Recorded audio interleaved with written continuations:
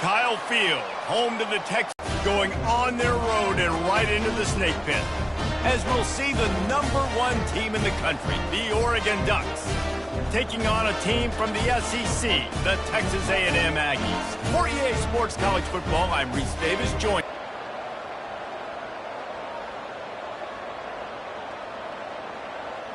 The Ducks will kick it away first.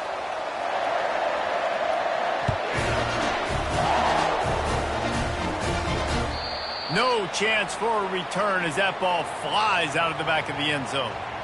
So Texas A&M's offense will get the first crack at it here. And here he comes. This offense is built completely around the talents of this running back, a rare commodity in today's game, and all eyes are on it. And the defense knows it too. You know every single snap, this defense is going to be keying on this running back, knowing that he is... And the quarterback goes down. There is a penalty flag on the field, but I think the defense might have the option just to take this play. They'll decline that penalty, obviously very happy with the result.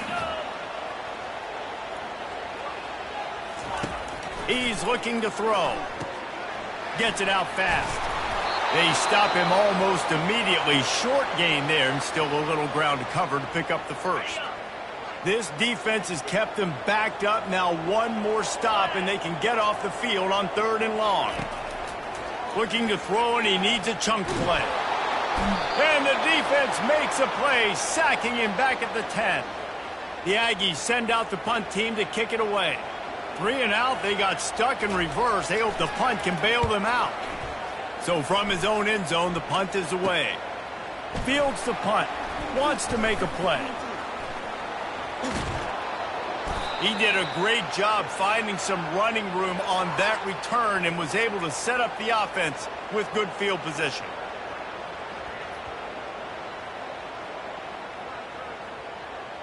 So the Oregon Ducks offense has the ball for the first time. One thing to keep an eye on in this game, when they get a back isolated on a linebacker, who wins that matchup? The quarterback likes the matchup, but this linebacker, he's different, man. Not only is he a hitter, he's got the athleticism to cover people, too. Normally you say that's a win for the running back. A running back and a linebacker, I win. But this guy is different. Interested to watch this matchup. The give out of the gun. Can't quite cross the plane to get the 6, but they'll have the first down. From the 1, it's 1st and goal as they try to open the scoring here. Moving the running back, forcing the defense to adjust. Touchdown, Oregon! And they jump on top. This offense is so good. Man, they can hurt you in so many different ways, and they do it so quick, so explosive. They can put small drives together, big drives together. They've really had a great year, and that's why they're a top 10 offense.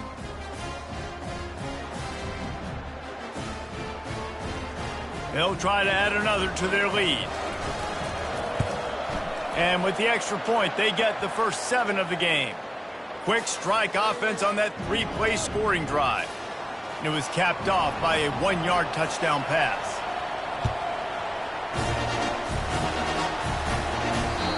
Not going to give him a chance to make a play as they boot that thing through the end zone.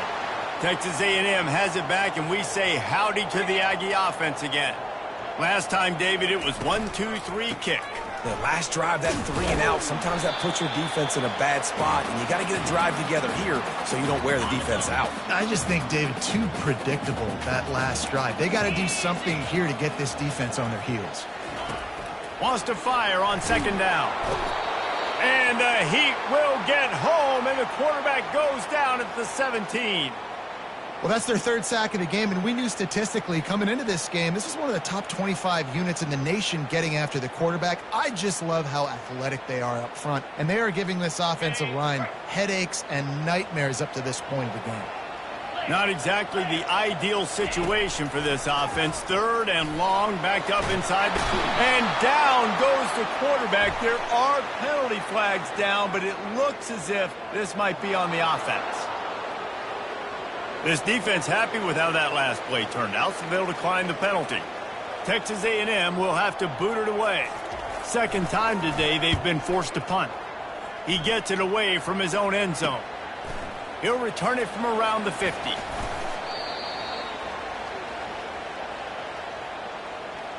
First down for this offense. Use the play fake, now to throw. Pressure is effective from the defense. They knock him down just behind the midfield stripe at the 48.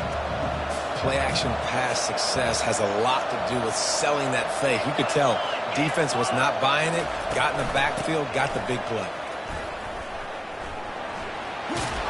They bring him down, but a solid pickup to put them in position to pick up a first down. Well, the defense may have been caught off guard a little bit on that play. It was 2nd and long. They weren't expecting the run, so now we've got 3rd and manageable, and they've got to be wondering to themselves, is this offense going to try to run the ball again here? Moving deeper into enemy territory. Move the chains. It's first down at the 27. The Ducks come to the line with a new set of downs. Going for it all. And good coverage there to knock it away and deny the score. Line getting set on 2nd down. The inside handoff. And the defense finally makes the stop after the sweet run and good gain. You know, as a defense, you can have the right call and the right guy in the right spot, but that guy's just too good. And how about the running back on that play? Just making it happen, breaking off the huge gain. It's tough to get these guys on the ground. Going to work in the red zone, they can pick up the first down without getting it into the end zone. On the option. And he runs it in for the score. Touchdown, Ducks! Follow the blockers. The offensive line will take you to the hallelujah land. And I tell you what, most of the time, Reese, it requires a little bit of skill to find that hole and, you know, slither through a little crack. That was not a crack. That was wide open. Didn't take a lot of vision because the blocking was outstanding. Lining up to cover the kick after that touchdown drive. No shot to return that one as he boomed it out of the back of the end zone. Texas A&M has it back in the offense, ready to go to work. To say this has been a slow start is a bit of an understatement, and they really need to get it going here, Jesse. That's right. The opponent, they're firing on all cylinders right out of the gate. Offensively for this unit, they've been slow and struggling. They need an explosive play to wake themselves up.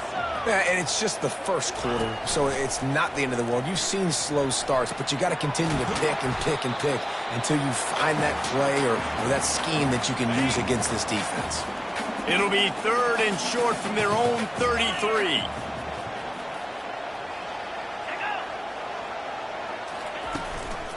To the ground to try to pick up the first. He's brought down, but there's a flag on the field. Let's see what the call is.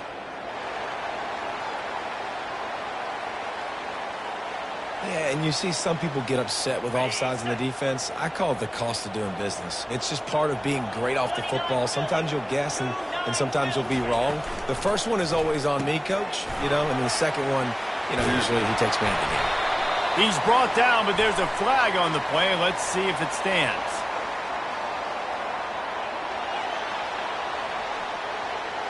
So the penalty will not be enforced. The defense declines and stands on the result of the play. Offense gets set for 2nd down.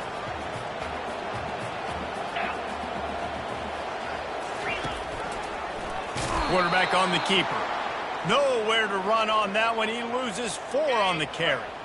3rd and short from the 44, and we might know if they plan to go for it on 4th down by what they call here. From the gun, wants to pass. He'll pull it down and run. Nifty little scamper on this one. Enough for the first down, and he slides in safely. Here's this offense with a fresh set of downs. Keeping it on the ground with the single back. Nowhere to run on that one. He loses 4 on the carry. And that play shows you really what this defense is about. It's a difficult one to attack. They're really good. One of the best in the country. They come at you from all angles. So I'm interested to watch. How do you mix up the play calling? How do you keep the defense off balance? Because they are a good one. Coming after him. Outside the pocket, lets it go. And it's incomplete, but the penalty flag has fallen in the holding zone. Let's see what the call is.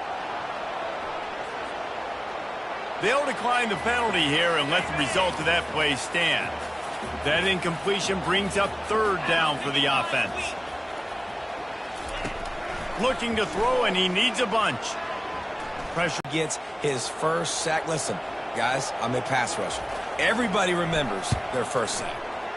A fairly short distance here toward the sidelines, not his best work. Wideouts all wadded up in a bunch. Out of the gun, they'll run it inside. And this one will be stopped for no gain. SEC versus the Big Ten. They compete at everything. They try to outspend each other, and they certainly want to beat each other on the field. So many national... When we get to the offseason and they start having coaching clinics, they're going to roll this game tape back to show both offenses. Dial it up and let it run. I mean, that's essentially what we saw in this game. It didn't matter what either offensive coordinator was calling. Everything seemed to work through throwing the football, in the intermediate passing game, the RPOs, the run game. David, this was just clinical offensive football. And offenses have evolved so much. They can do so many different things.